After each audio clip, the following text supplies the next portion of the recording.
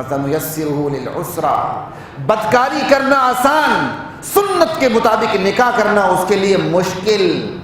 فَسَنُيَسِّرُهُ لِلْعُسْرَىٰ وَمَا يُغْنِي، اب آگے تشریح کا موقع نہیں، ترجمہ ہی عرض کرتا ہوں، بہت کم وقت رہ گیا.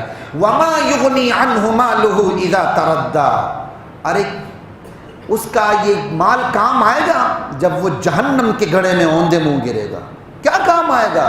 یہ ماں سوالیہ بھی ہو سکتا ہے، انٹروگیٹو بھی ہے، یا اس کو آپ منفی بنا لیں، نافیہ ہے. اس کا مال اس کے لیے کام نہیں آئے گا جب جہنم کے گڑھے میں اوندے منہ گر رہا ہوگا.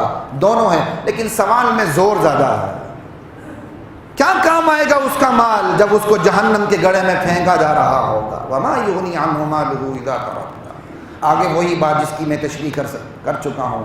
ہدایت بندہ ہدایت کے نقشے خود نہیں بنا سکتا، ہدایت کا پیراڈائم اوپر سے سارا اتر آیا. اِنَّ عَلَيْنَا لَلْهُدَىٰ، راستہ دکھانا یہ ہمارے ذمے ہے. اپنی رحمت کی وجہ سے یہ چیز ہم نے اپنے ذمے لے لی ہے، ورنہ اللہ پر کوئی چیز ذمہ داری نہیں ہے اللہ کی. اپنی رحمت کی وجہ سے اللہ نے کہا ہم نے ہدایت اپنے ذمے لے لی ہے، راہ دکھلانا ذمہ لے لیا ہے، لیکن زبردستی راہ پہ چلانے کی ذمہ داری ہم نے نہیں اٹھائی. اسی کا نام تو امتحان ہے. اور جہاں تک بات ہے ہدایت دکھانا ہمارا کام ہے، تو بندہ ہدایت پہ نہ رہے تو ہماری سلطنت کو کوئی نقصان پہنچے کا نہیں. وَإِنَّ لَنَا لَلْآخِرَةَ وَالْأُولَىٰ، آخرت ہو کہ دنیا ہو، دونوں میں ہماری ملکیت ہے، ہمارا قبضہ قدرت ہے، ہمارا اختیار ہے، بھاگ کے کہیں نہیں جا سکتے. لا الہ الا اللہ وَإِنَّ لَنَا لَلْآخِرَةَ وَالْأُولَىٰ. ہدایت ہمارے پاس اور دنیا جہاں کی ساری قدرتیں بھی ہمارے پاس، آنے والے دن کی قدرت بھی ہمارے پاس. نہیں مانو گے جاؤ گے. فَأَنذَرْتُكُمْ نَارًا تَلَظَّىٰ، میں اللہ تمہیں بھڑکتی ہوئی آگ سے میں ڈرا چکا. یہ اللہ کہہ رہے ہیں. پہلے جب میں نے تفسیر پڑھی تو میں نے کہا شاید طرز کلام بدل گیا اور یہ اللہ کے نبی اس وقت کہہ رہے ہیں. اور میں نے تفاسیر کھول کے دیکھی، میں حیران ہو گیا، یہاں اللہ ہی خود بول رہے ہیں.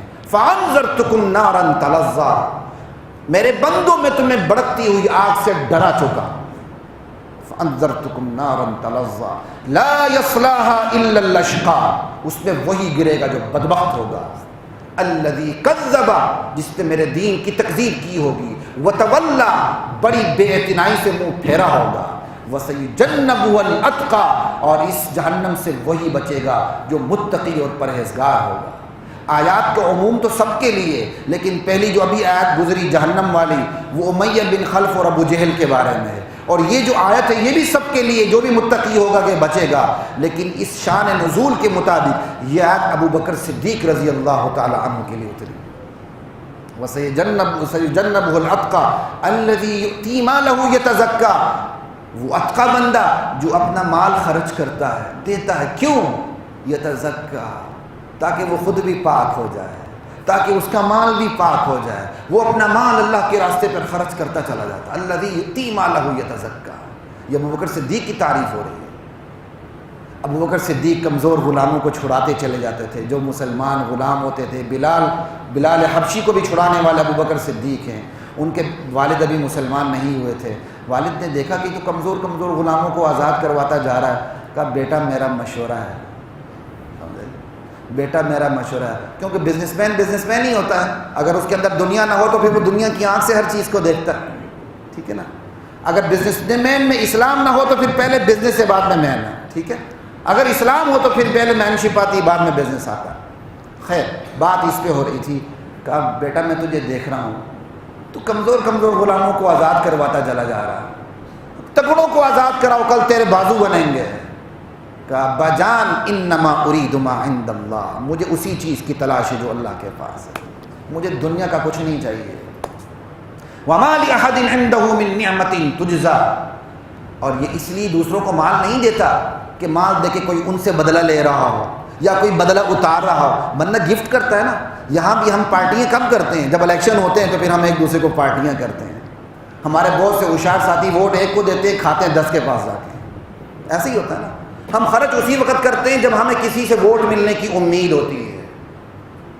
سمجھ آئی بات کی؟ یہاں اس کی تردید کی گئی ہے. کہا یہ اس لیے خرچ نہیں کرتا کہ کسی کا احسان اتارنا یا کل کسی سے کوئی کام لینا ہے. وَمَا لِأَحَدٍ عِندَهُ مِن نِعْمَةٍ تُجْزَىٰ. بھائی پھر کس کے لیے خرچ کرتا ہے؟ فَإِلَّا ابْتِغَاءَ وَجْهِ رَبِّهِ الْأَعْلَىٰ. وہ رب برتر کی خوشنودی کے لیے خرچ کرتا ہے. اللہ اکبر.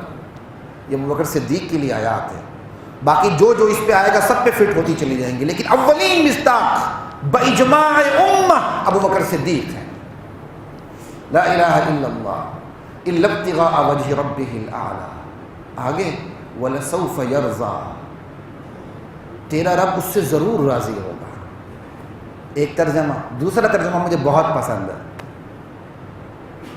کہ یہ بندہ اپنے پروردگار سے ضرور راضی ہوگا.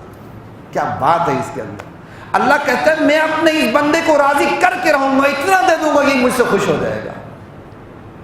ایک تو ہے نا اللہ خوش ہو جائے، اللہ آگے سے کہہ رہے ہیں میں بندے کو اتنی عطا کر دوں گا کہ وہ مجھ سے خوش ہو جائے گا. یہی ہے راضیۃ مرضیہ، یہ ہے رضی اللہ عنہم ورضوا عنہ. اس صورت کے بعد کون سی صورت آ رہی؟ اس صورت سے پہلے اس صورت کے بعد سورہ ضحیٰ آ رہی جس پہ میری بات ہو چکی ہے. صرف ایک اشارہ کہہ رہا ہوں. ابو بکر صدیق کے لیے لفظ استعمال ہوا وَلَسَوْفَ يَرْضَىٰ. یہ میرا ابو بکر مجھ سے قیامت کے دن ضرور راضی ہو جائے گا جو میں اس کو دوں گا. اور حضور کے بارے میں سورہ ضحیٰ میں معن بات کیا کہا جا رہا ہے؟ وَلَسَوْفَ يُعْطِيكَ رَبُّكَ فَتَرْضَىٰ. تیرا رب تجھے وہ کچھ دے گا کہ میرے محمد تو راضی ہو جائے گا. یعنی بالکل انداز دیکھیں، یار غار تھے نا دونوں. ایک کے لیے وَلَسَوْفَ يَرْضَىٰ، دوسرے کے لیے وَلَسَوْفَ يُعْطِيكَ رَبُّكَ فَتَرْضَىٰ. کتنے بیان کروں آپ کو ان تفسیر کے نکات. وقت ختم ہو چکا. آخری آیات میں تو پہلے صرف جس ترجمہ ہی عرض کیا. کوشش کریں حضرات محترم وقت پہ تشریف لائیں. اللہ کی ذات مجھے آپ کو ہم سب کو دین کا فہم، خصوصاً قرآن کریم کا فہم، خصوصاً اللہ کے نبی کے فرامین کا فہم نصیب فرمائے اور اسے آگے بھی پہنچانے کی توفیق عطا فرمائے. وصلی اللہ وسلم وبارک علی رسول.